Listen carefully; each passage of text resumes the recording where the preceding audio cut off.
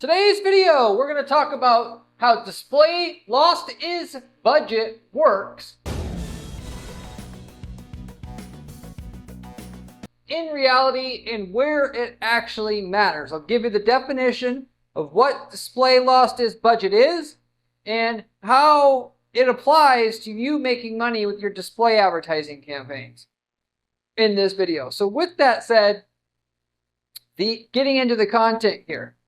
The technical definition of display lost is budget basically is what percentage of the time or places or people that you want your display ads to show up for, that you do in fact show up for them. You may actually target an individual placement, website that you want to get on, or a certain audience, people that like fast food, for instance. Could just be you're targeting, all the females over 65 years old in your city. Regardless of how you're targeting, display lost is budget is what percentage of those people that you could show up for, that you want to show up for, you do show up for. Now, 100% display lost is budget isn't necessarily the number, though, that you want to go, that you want to, ultimately have if you want to make the most money, though, because there are parts of that section of people that you want to target that you're just simply not good for. If you watched any of my other videos, I constantly harp on conversion tracking and how much conversion tracking is going to affect how much you make from your ads. In display advertising, it's ultra important, especially if you're trying to generate leads from display ads. Why is that? Because there's a lot of bot traffic on the Google Display Network. And so if you are not tracking sales or leads and to whether or not they're qualified leads or not that come through, you're going to be paying mostly for bot traffic.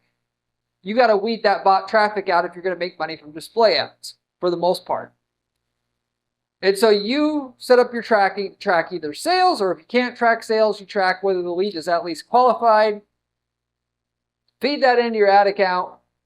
That information then goes to steer your display campaign that you're running in the direction of what's actually getting you the results.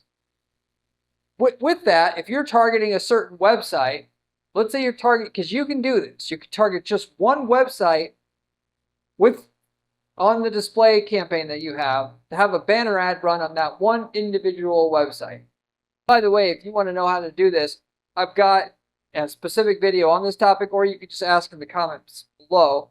Namely, you just target one specific website placement through the placements menu. You can even target one web page within one website, which is, I got a video about that as well, which in a lot of cases that can be very useful, such as if you have a certain article that's been written about how your competitors went through a scandal, and you want to take that discouraged customer over to your business, you could do that with that method, with that targeting option, which we've done that exact thing before for an accounting brand, where the competing accountant had went through a marriage scandal, had an ad running on that exact webpage, which you target a website and then you target a certain keyword as well, so that they have to, worry with the competitor's name. Unless that competitor's name was on the web page, the ad would not run on that website placement that we had. But with that said, let's say you run your banner ad on that entire website, okay? With the conversion tracking that you're getting, assuming you are getting some sales or you're getting at least some qualified leads, there's 10-20% of that website traffic that you're paying for that generates the sales, and there's 80% that does not. And naturally, you want Google to weed out the part of the traffic that isn't working. So if you're not actively doing that through looking at the different demographic targeting options, that is gender, age, and adding bid adjustments manually, okay, then the Google's own system is going to eventually figure out, like if there is mainly males that are buying from you versus females, it's going to push more so the male traffic on that website versus the female traffic. So therefore, your display lost is going to go down. That is a good thing because you don't want all the traffic from that website. Okay? Now, this would only be true what I just said if you're talking about smart bidding. If you're using manual bidding, this is not going to happen automatically. Okay? If you're using smart bidding, though, it will happen automatically. And in that scenario, then over time, you can only expect your display lost is budget to go down, if you will, or the percentage of the times that you actually show up for the people in your targeting settings, if you will. So, with that said, and this is, by the way that this works is display lost is budget would be what percentage of the time have you lost placement. So 100% lost is budget would be you lost placement 100% of the time. You want this to be at a 0% display lost is budget. That means you show up, you never lost an opportunity to show up in front of your prospect. Just to clarify specifically like what I was saying before. So when you lose, placement, if you will, your display lost is budget, actually, that number is going to go up. Whereas if you are getting shown 100% of the time, that number goes down. So with that said, other things that are going to affect the display lost is budget number that you got for your display campaign is the CTR. If your ad gets a high CTR on that website that you're targeting, assuming we're going with that same scenario, okay? With that, Google wants to make the most money from the ad placement block or the ad block on that website or all the ad blocks on that website. They make the most money because they're charging per click with showing the ads that get the highest click-through rate. So what you are actually what you're doing is you're up against all the other people that also want to advertise on that website through their display campaigns. Okay? Whether you get 100% showing or not depends on whether you have higher click-through rate than them for assuming everything else is equal. And so you want to work on your ad to get where you are showing up 100% of the time. Okay? Really, it's that simple. So naturally, some of that comes down to just what you're offering, how you frame it, that is, what is the offer? Are you going to offer a money-back guarantee, whatever? And then also the copy that you use, the design you use. Those are your main elements that get your click-through rate up. And you could take something that's boring and add a 200% money-back guarantee on it and get your click-through rate to go from 0.25% to 0.75%, which is triple what the average person's getting, just by doing something simple like that. But if you're making money on a particular web page and you want to get your display lost is percentage down so that you're effectively showing up every single time you can, every time possible on that web page, you want to mainly work on getting your click-through rate of your ad up. Okay? The other thing that affects, though, whether you have 100% display lost is budget or 0%, has to come down to the conversion rate of the traffic that you're getting from that clicks on that banner ad from that website, or bounce rate. Why? Because at the end of the day, yes, Google wants to make the most money, but they're not going to try to send traffic to a website that everybody hates either. Why? Because users are going to then learn that everything that they click on in terms of an ad is going to be like a bait and switch or just not very good in general. And they're going to be less likely to click on ads in the future. Google wants money as long as that money comes with not shitting themselves in the foot in terms of long-term revenue potential. So along with getting your click-through rate up, that applies as long as the clicks that you're getting are still quality clicks. That is, you have a good website, good usability, and you didn't bait and switch them to get, you didn't say something that you don't actually offer on the ad just to get the high click-through rate that you want. So ideally, they want to promote as much as possible a person that has the high click-through rate, but also has, average or, above average on-site metrics. That is, people that stay on the website and they buy, not click back and go back to the website because whatever they saw wasn't relevant. Okay, but the click-through rate's the more important thing. You just got to have the highest click-through rate without having super high bounce rates. So super high bounce rate would be any bounce rate over 60%. Okay, so that also will affect your display lost as budget number. Similar to that is your bids. Naturally, it's a bidding system still at the end of the day on Google Ads and running display campaigns. If the people that want to advertise on that website you want to advertise on will bid you, they're willing to pay $1 per click, and you're only willing to pay 30 cents a click. Even if your click-through rates are high, you may not necessarily get shown all the time because Google still wants to make the most money. And if they're paying enough, it will make up for their lack of click-through rate to a degree. That said, though, if you have 3% click-through rate, if your competitor that wants to advertise on that same website gets a 1% click-through rate, and they're willing to pay 4 times as much for a click than you, then they'll beat you in that scenario. So really, it comes down to also high click-through rates and how much you're willing to spend. Given that if you have, you're beating the other people in terms of the other people that want to advertise on that site in terms of the click-through rate by a large margin, but they're willing to bid even more, then the click-through rate alone isn't going to save you. That said, obviously you can only pay so much for a click before your ads become unprofitable. So if you get your click-through rate up to where the average person's getting like 0.25% and you're getting 1%, that competitor isn't going to be able to pay 4 times as much for a click because their ads are not going to be profitable anymore. So if you just work on getting your click-through rate up, much higher than everybody else that wants to advertise on that site, which is not hard to do, you won't have to worry about them outbidding you anymore. And respectively, like I was mentioning before, the average person is going to get a 0.025% click-through rate on their banner ad. Okay.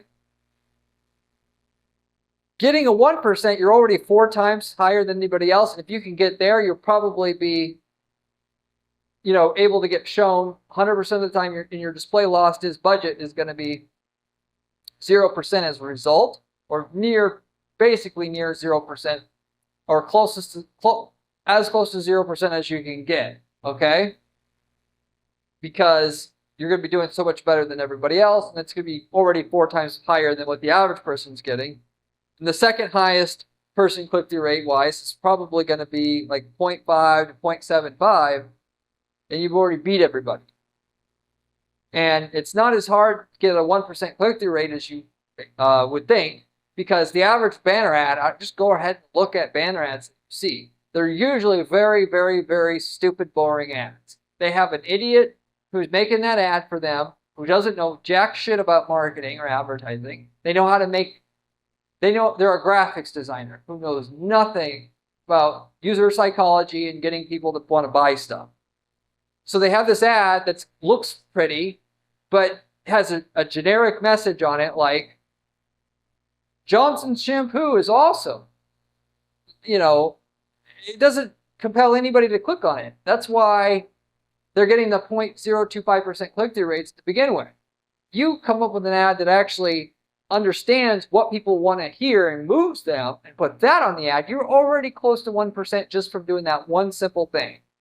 The design of the ad, by the way, is basically the smallest factor. The biggest factor is the copy. What are you going to say that people would want to hear? People don't buy drill bits, they buy the holes in the wall that the drill bit creates. If you're selling a weight loss product, you don't say this makes you lose weight. You say, this is going to make you lose 50 pounds in 90 days, guaranteed, or your money back. Because that's what people want to hear. They want to hear the result. And, or if you don't have any results, like I said, that you can deliver like that, what you offer isn't that much different than anybody else, well, then you can reframe what you're selling, which my favorite way to do that is to do a risk reversal. 200% money back guarantee. Like the product, or we'll give you 200% your money back, which most people don't have the balls to do, but very few people are going to call you on that to get their, $30 back that they paid for your supplement. Why? Because people forget to return shit. Your return rate's going to be slightly higher than what it was before. Yes, you're going to have to give them double their money back, but the amount of money that you're going to make from the people that, in terms of the click-through rate increase you're going to get to make your ads viable, and the return you get from that premium, the premium you get from that, will easily pay for the one-off person that 1 out of 10 people who buy, who's going to want double their money back. And you don't have to have insane margins to make it work. Typical 50% gross margins, you're already going to make that work. Because nobody has balls, and every person I tell to do this doesn't do it because they're like, well, what if they want their money back? Which, by the way, I always say, well, is your product sucks? You can't, expect most people to just like your product when they try it. They'll say, no, it's good. Well, then why don't you do it? Oh, maybe they want their money back. And it's like talking to a brick wall, basically. But because nobody will do that, and your competitors, even if they saw it, they won't do it because they don't have any balls themselves. It's an easy turnkey way to take an average product that you can't necessarily improve or improve cheaply and make the ad campaign work.